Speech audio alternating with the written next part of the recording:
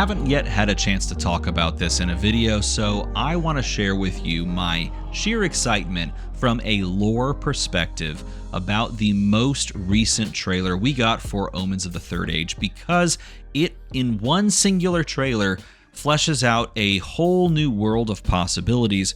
As we approach set number 20, it gives us a few more tidbits of information, and I want to share that with you and build on what we talked about in the last lore video. And I say last lore video like, you know, there's a regular series of lore videos, but it seems like those might be popular, so maybe we'll do more of them, because this storyline is truly at the heart of the Flesh and Blood IP, and I really hope that they continue to push us down this path, because it's a lot of fun, and I think that there's a lot of unexplored, really exciting territory within the Flesh and Blood world. So let's go ahead and go beat by beat on this trailer and talk a little bit about what we've learned from it. I will get a little bit tinfoil hatty, but I mean, maybe you can bear with me as I get a little bit more excited about this upcoming set. So let's go ahead and jump to the main webpage and insert some little bits and bobs here and there as we watch the trailer. We can no longer ignore the signs. The way the sky breaks. I'll stop there already. So first things first, Oscilio here is talking, and if you're curious as to why Oscilio sounds the way Oscilio does, well, if you check out Oscilio's lore page, it actually explains that Oscilio was created by the Aether Scribes in the past to protect the future, but the scribes imbued Oscilio with all of their wisdom. Essentially, they took all of their own brilliance and they put it into Oscilio. So he is carrying all of their, maybe their shared consciousnesses, which is why he sounds like multiple people all talking at once, and they're all like old guys, you know, because I guess they've been around a while and they've been strong. Also, he talks about how the signs that he's seeing, they are, you know, like what he's worried about, and that's kind of his point, because he says that he's going to share the knowledge of the Aether Scribes with those who would use it to rebuild the strength of Enyon. Enyon, by the way, he does mention Enyon right there at the beginning. Enyon is the overall, like, upper region, I guess is the best way to put it, the upper region of Aria, where the flow becomes a lot more volatile because it mixes with the lightning in that area. And also, if you're curious, this website is a meticulously managed and crafted lore-centric website called legendarystories.net. I'm not showing it on the screen right now because I zoomed in a little bit, but all of this over here is just every single hero that you could possibly have in the game. You can just click on them and read like their lore blurb from the main website, but it also has like all of the stories. Like, so if you wanted to know like this story or that story or that story, I have these all pulled up because we're going to talk about them. But you can go like page by page and just click the next arrow, and it'll just go to the next story. You can just read all of this. So fantastic website. I'll put a link down in the description. You should check it out if you want to know about the Flesh and Blood lore. But his whole goal is to ensure that Rathe will be ready to face its uncertain future when the old ones return. And that's exactly what he was talking about here. By the way, these are Wayfarers, and this is Enyon, assuming this is Enyon, the northern part where Volthaven takes place. And he says, we can no longer ignore the signs, of course, being these things that are happening all over Rathe, but specifically also here in Aria, the veil that separates Aria as a region from the rest of Rathe. There's like this invisible veil that you cannot penetrate, and you can only get into Aria by teleporting into it on accident sometimes, which is in the lore. That's like a real thing. It has begun to wane, and people are now coming through, and they're not happy, and they're trying to fight the citizens in Aria. And so that is one of the signs that he's mentioning, but there's signs all over the place. The Emperor's assassination, which we'll talk about in a little bit. There's the poisoning or the infection that's going on in the land of Mysteria, and it's most likely coming from the pits. You know, like there's all of this stuff that's going on that's not normal, and these are the signs that he's detecting. The way the sky breaks. And Aether corrodes fair Enion. Ah, the Aether in Volcor. Reaching out. By the way, this could just be an art for like a rare or whatever. But what we're looking at right here hints on a couple of things. This guy looks like he's dressed in like Aria garb, in the garb of Aria. Yeah, you could maybe argue that this is like Solana, but Solana usually looks a little bit more, dare I say, high fashion. You know, I don't know. This is more gaudy and party-like, and therefore Aria-esque. So this could hint at two things. It could be one, that the shadows are now seeping into Aria, and the shadows, of course, coming from the demonastery, who has opened the gateway to Irathiel and allowed the horrors from that realm to pour through into Rathe. So this could just be a horror pouring through and attacking someone in Aria. This could also straight up be an Embra. For those that don't know, an Embra is the demon that you find in Irathiel. So if you go into Irathiel and then you walk until the light basically fades from all directions, then you'll be approached by an Embra. At least that's how Chain did it. Chain, if I think I actually have it pulled up. Where is it? Here he is. No, that's not it. Nope, it's not there. It's this one. Yeah. So he walks and walks and walks. Chain finally finds Urser, and then he sells his soul to Urser. This is an Embra, and essentially it is an emissary of the Old Ones. And I don't know if the people of the demonastery know this, or if they're just trying to harness their power to use against the Old Ones, or if they just want to kill Solana and they don't care that they're aligning themselves with the Old Ones. Either way, it's funny that the Old Ones here are basically in control of the Embra, which now own the soul of Chain and his companions. There's also Blasmaphet, and there's Nazareth, and there's Urser. So those are the Embra. This could be another Embra, but this is most likely just indicative of the fact that Aria is no longer safe from the encroaching darkness. Somehow, the doom of the end times. I have known its touch and power.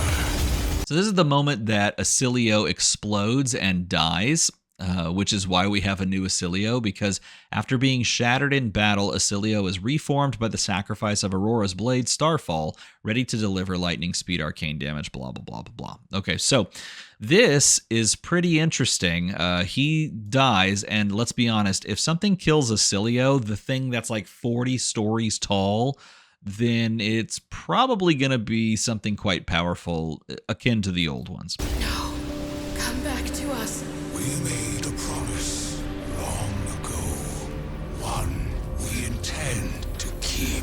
Of course, the promise here being that he was going to prepare Rathe for its uncertain future and protect and share the knowledge of the Aether Scribes, who are probably no longer here. But they're about to go and look to rebuild the strength of Enion. The stars, Runeblade, they see what we cannot. The ancients? The Aether Scribes. So the Ancients, of course, we talked about in the last video. There are three of them that we know of. They all died in the battle against the Old Ones back in the Third Age, and in doing so, their deaths, their sacrifices, caused portions of Aria to sort of transform. But then Oscilio says the Aether Scribes, if there are any left. If there are any that yet remain. So I'm going to take a logical leap here, and at this point I am going to begin speculating based on some of the things that we know and some of the things that this trailer says. But we see this take place. I'm just going to show it again. We see Aurora lighting up this sort of beacon that could be some sort of a transportation stone or something that essentially, I guess, teleports them into the stars or into this liminal space that we're about to talk about. That yet remain. Something to do with this piece, perhaps. Camera pans up, and now they're above that and perhaps in the stars. Is this the keep? And we arrive at the Auric Keep. And we know it's called the Auric Keep because if we scroll down here to this portion of the website, Aurora and Oscilio journey to the Auric Keep, within the nebulous rift to enlist the aid of Ziggy Starlight. Now, we can kind of assume that this is one of two things. This is either a liminal space that they've entered sort of between the two worlds that we're about to talk about, thanks to Ziggy Starlight's sort of a bombshell of a cryptic message that he's going to deliver. Or this could literally just be like space. Like this could just be space. We could just be in a space set right now. So they kind of shoot themselves off into space. They hit up Rainbow Road, they're going down. Got to make that hard right turn, hold the, right bumper, and make sure you don't fall off. Because if you fall off, you won't meet Ziggy Starlight. Oscilio! Come now, darling. It's been an age since we've had a guest. Who are you? Whoever I want to be, love. Keep on. All right. Before Ziggy goes on, I'm just going to say this. I believe Ziggy Starlight to be an Aether Scribe, and I think that's a pretty big leap, but maybe not an unwarranted one. They are on the search to find the Aether Scribes, to see if there are any of them remaining so that they can enlist their aid in the war to come. I mean, that's kind of what Oscilio was alluding to, and if this is a final remaining Aether Scribe, which we kind of assumed were wizards, if this is one, then perhaps Ziggy has more answers to the questions of where this whole lore thing is going. So, let's listen. You do not want to get lost in here. Trust me.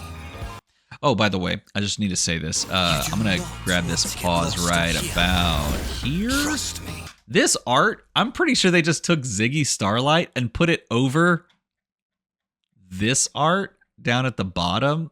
Can we just agree that's actually the art?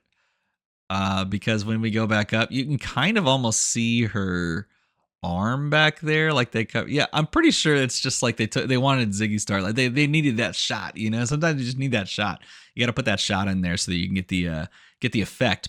Nevertheless, Ziggy says, and I'll just say that you don't want to get lost in here. These omens are shards of a grander reflection.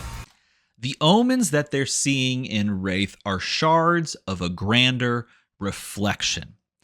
And the reflection, the grander reflection, the shards themselves are like broken pieces of a mirror. Two worlds, once whole, shattered.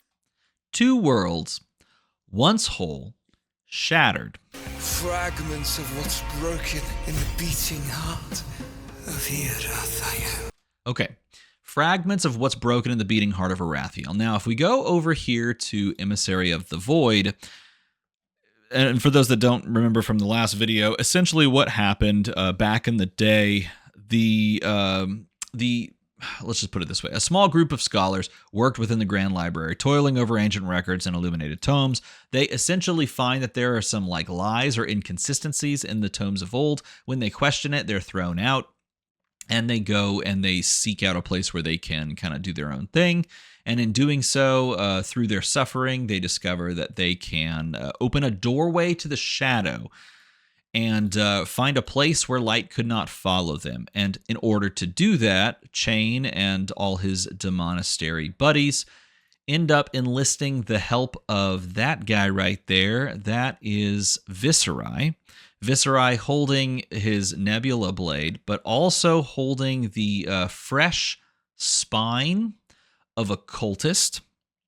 That is a cultist's spine ripped out during the process of tearing open the portal to Arathiel, shattering a stained glass window, if memory serves correct, in order to unite the worlds once more. These were two worlds separated, and then the veil between the two worlds, which in this case was a stained glass window, or at least in this instance, was a stained glass window.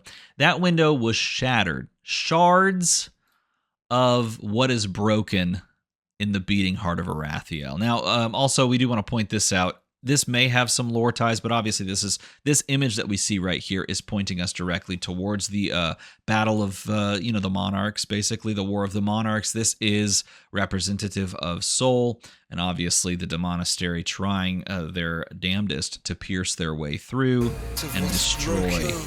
Once whole, shattered, fragments of what's broken in the beating heart of Rathe. Trying to break their way and destroy maybe Solana or maybe the rest of the world. Nevertheless, in doing this, in actually breaking the veil, they've created the instabilities that have caused the signs and the omens to begin taking place and opening the doorway for the Embra, the emissaries of the void, and the emissaries of the old ones to awaken and then go about attempting to take over Rathe. And for those that don't know about the old ones, we talked about it in the last video, but I will point this out. We know several of the old ones themselves. By the way, this is the demonastery's plan. Ordinarily left to their own individual courses of study, the residents of the demonastery have united so that they can get the gateway to Arathiel open. They seek to harness the creatures and entities which lie beyond, and thereby unleash their forces upon all who gather within the light. Of course, trying to defeat Solana, but they're harnessing the creatures and entities. What they don't know, or maybe they do, I don't know, is that they are inadvertently bringing back the old ones of the Third Age, and the old ones, also known as the Aesir. Some of them have been named, and they are connected to different regions of Rathe in a same way that, like, if Arathiel is a mirror world of Rathe, which obviously there's like a naming convention connection there already. They sound so similar. You can kind of create Rathe and Arathiel using some of the similar letters. But if they are mirror worlds, they probably have similar dominion in the regions of Rathe that they do in Arathiel. So here is a lore blurb from the pits, and if we go down here, the Aesir of Chaos, therefore the pits, which probably is also of note the talent of that region, the Chaos talent, is the Aesir, the Raven, the Aesir of Chaos. So we know about that one. We know about the one that's in Volcor. If we go all the way down, the Emperor as he takes over, the Aesir's Song. We talked about that in the last video as well, but that one has a name as well. Inferni, Aesir of Flames, and then we know Sol, Aesir of Light. And keep this in mind, Aesir of Light and Draconic, Aesir of Flames. Those are also the talents of those regions. So every talent that has sort of been described to us thus far in those three regions match the Aesir of the same region. So these Aesir are being awoken more and more by perhaps what's breaking here and what's been broken open, this doorway. I've spent my life chasing legends, hoping one day I'd get to write my own, a legacy worth leaving. This, I think, is the Fabled. That may be crazy, but I think this is the Fabled of the set. I think it's like a crystal that essentially, it's going to be a gem. I mean, this could be like an Oscilio connected thing, but I think this is like, I don't know, maybe a portal stone or something from the lore perspective that opens portals through this liminal space. For Volthaven, for Arya. These old ones move in the shadows. It's about time I bring the storm to them. But it's gonna take all of us. Light him up! The Tempest is with you! We are not prepared. So we are not prepared, and then we see, of course, the moving darkness in the background there. This time, it will be different. Ziggy says, this time it will be different. Again, this implies to me that Ziggy is, well, obviously, being an illusionist, you could maybe make the argument that Ziggy's somehow like lying and like being illusory. But at the same time, I feel like Ziggy is specifically saying things that indicate they were there when all of this went down. It's not going to happen like it did last time. I feel like Ziggy's an Aether Scribe, even though the Aether Scribes were implied to be wizards. Wait, what? And then, of course, we have the flash here. No, I don't think that this is Levia, though I could see maybe the claw thing. I don't think this is Levia. If you want to know, if you really want to know, I think this is going to be like a world-ending threat. Now, this is probably art from one of the cards, just like a rare or something like that, maybe a majestic. But at the same time, I feel like this type of a screen grab and this type of a setup is not really setting us up for this set. It's really setting us up for set number 20, the third Monarch set. And I'm just gonna say, I think that they're gonna do some crazy stuff with the third Monarch set. If there was ever a time they were going to revisit the idea of PvE, it has to come with a set like this. Now, maybe it's not this set specifically, because maybe this is wrapping up the storyline of, the demonastery versus Solana. And maybe they do that and then they realize that that fight didn't matter, and that, or maybe it did matter, but it inadvertently led to all of this horrifying consequence of the old ones returning. And maybe there's a set down, like in 2027, where the old ones are truly the antagonist, and that would be a set we actually engage in PvE. But this right here, this screen, to me, lays the groundwork and says, okay, PvE is perhaps viable. Like, if you're not going to fight against like random Dragon X in a PvE mode in Flesh and Blood, you would do it against this type of a world-ending threat. I mean, what are we looking at right here? This is not some like Dragon Ball Z like power beam that we're charging up. This strikes me as like full galaxy level perspective. Like, that's a galaxy, that's the old one, size beyond comprehension type thing. So what I gather from all of this is that we have been shown a glimpse of set 20 via the trailer of set 19. That Ziggy Starlight is an Aether Scribe that was being searched for, that they went to a liminal space, this Auric Keep, in order to go and find help that they hopefully needed. And that we are going to then engage with these three heroes, trying to solve or discover the final secrets of these omens and what it actually means for the old ones or the Aesir to return. But I think the biggest thing is what I just mentioned at the end, that set 20 appears to be a set that everything comes to the head, and we really find out what the IP, what the storyline of Flesh and Blood has really been laying the groundwork for in bits and pieces here and there over the past 7 years. Set number 20 appears to be exactly what Flesh and Blood, in my opinion, needs to lean into, and that is their own original IP. And if you're going to do that, you might as well do it through a PvE story mode that you can engage with at the kitchen table level. Like, if that's the case, just spitball with me a little bit. That set would line up with Worlds, and if it had PvE alongside of it, can you imagine a competitive Worlds level event alongside of a casual PvE style event run at side tables or like in hotel lobbies? Now that sounds freaking awesome. So, I mean, it's a little out there, but if you're going to do it, maybe now is the time. So there you go. That's what I have for you.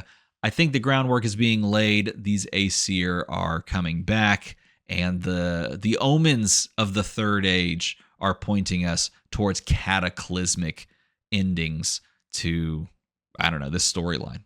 Let me know what you think about this in a comment below.